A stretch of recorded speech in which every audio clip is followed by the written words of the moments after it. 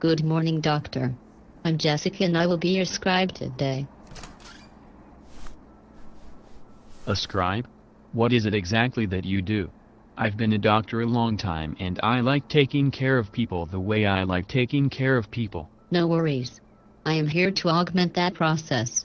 I will make you faster, more efficient, and take away a lot of your stress. When we are done training you, you won't know how you lived without me. Let me educate you. You know how you start off in the morning with a master list of patients that is 20 patients long? Yes. I have used MediMobile to make a short list for you that has all your checkout from prior doctors included.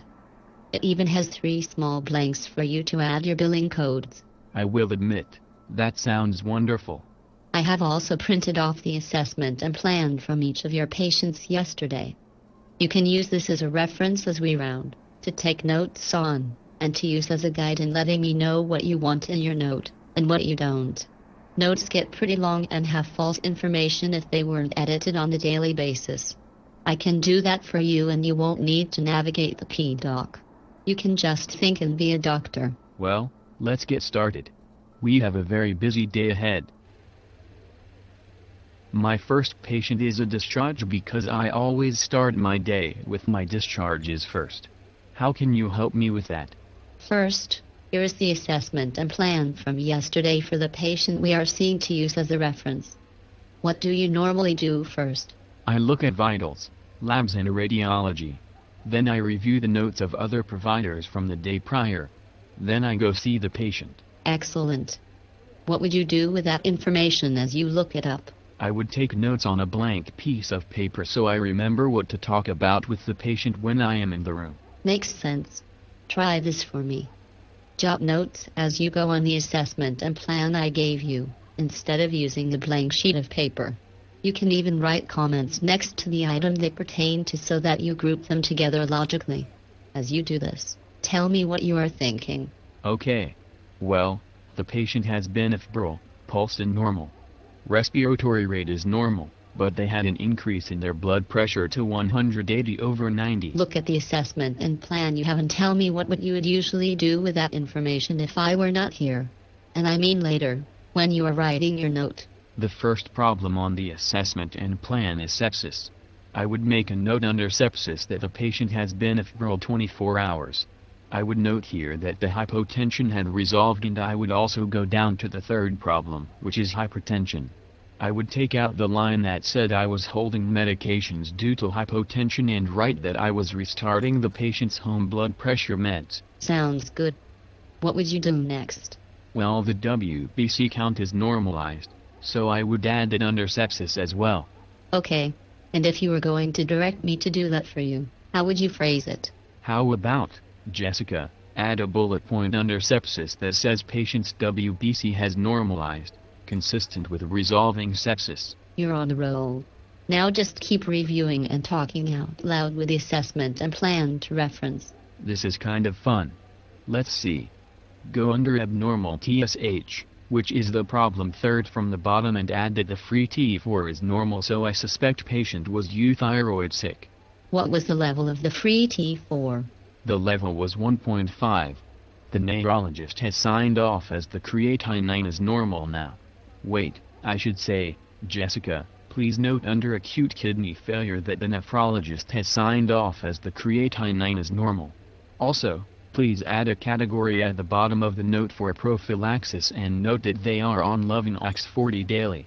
Also make a dispo section and note that case management is working on setting up a SNF. What do we do next? You tell me. My goal is to augment your workflow. I'd go see the patient. Perfect. But let me make a suggestion. When you are in the room, you are likely to listen to the patient's heart and lungs as well as check abdomen and extremities. When you do these things, educate the patient as well to what you are hearing, but add the words you want me to use. Something like Mrs. Jones. Your lungs sound good except for some wet sounds I hear at the bases called crackles. That way you are both educating Mrs. Jones and telling me what to write. Got it. Let's go. Hi Rick. I am Dr. Drake. I knocked on the way and so I would not surprise you. I will be your hospitalist today. That means I am the general medical physician that is in charge of your care. I see that Jessica has pulled the curtain and shut the door to make our environment more conducive to us sharing information. She has also written my name on the board so you can reference it later. It gets easy to forget the names of people you meet in the hospital. Why, thank you, doctor. I also wanted to introduce Jessica. Jessica is the scribe I am working with.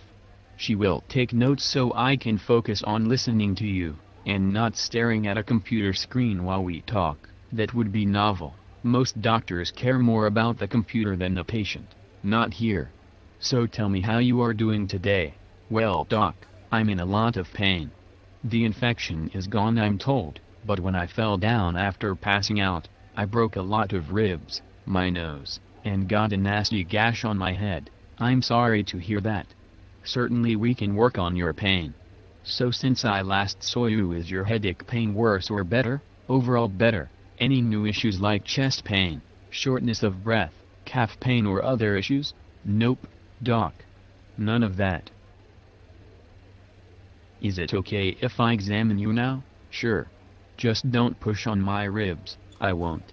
Let's see. Your lungs sound good. You still have a heart rhythm that is irregularly irregular. Abdomen is soft. Extremities have trace edema but no calf tenderness. I also notice the bruising on your face is decreased a little. I will adjust your Excicodone to 2 tables every 6 hours. What questions do you have for me? None, doc. I just can't wait to get out of the hospital and on with my life. Okay, Jessica. Anything I could do differently to make your job easier?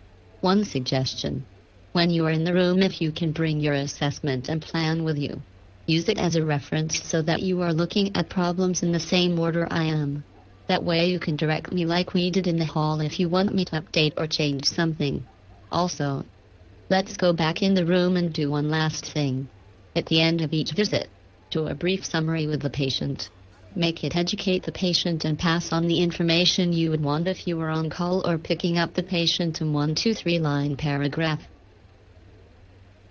Rick, I'm sorry to drop back in, but I am learning to use a scribe and she taught me a better way to summarize. She thought you might want to hear the plan in more detail also. Basically, your sepsis, or infection, is gone. Your labs are normalizing and you are making progress, but need SNF to rehab after your extensive illness. I expect you to discharge to SNF tomorrow. In fact, let me write the discharge plan on your whiteboard for you, if Jessica hasn't beaten me to it. Wow, Dr. Drake, you are the best doctor I have ever met. You acknowledged me, introduced yourself, told me the duration of time I would be in the hospital. You explained things well, even coming back in a second time to do so. If you thanked me for coming in, I would think you deserved the highest score on any survey I got. It would be my pleasure. Thanks for coming in and answering all my questions. I really enjoyed working with you. That was perfect. Now, do a final read-through of the note and edit it so the doctor coming in tomorrow has what they need, and weed out unnecessary things. Okay. Under sepsis, remove the third bullet down that says the patient is hypotensive today. Getting boluses, as that is old news. Under abnormal TSH, take out the part about will order free T4 today as it is back and normal as we discussed earlier. Jessica, what are you going to do with that summary paragraph one did at the end of the visit? When I log in to enter the codes you have chosen for your billing, I will go into the patient chart tab and will cut and paste this as a note. Then tomorrow, when the new doctor's scribe prints the census coverage report, I will have your checkout. So all you need to do is be available via phone if there are questions. Alright, so now usually I would take 15 minutes writing a note. What do we do next? We go see the next patient. You will finish a lot sooner without all the paperwork to do. In the old system where I prep notes, you still had a lot of editing to do, as you would not know what I had updated and what I did not. Under this new system where we work in parallel, you only need to take a minute to read and sign the note at the end of the day. I am going to like this new system. Taking care of patients without headaches. Let's see the next patient. Jessica, I forgot I needed a Chem 7 on Mrs. Grant. Is this something you can help me with? Yes.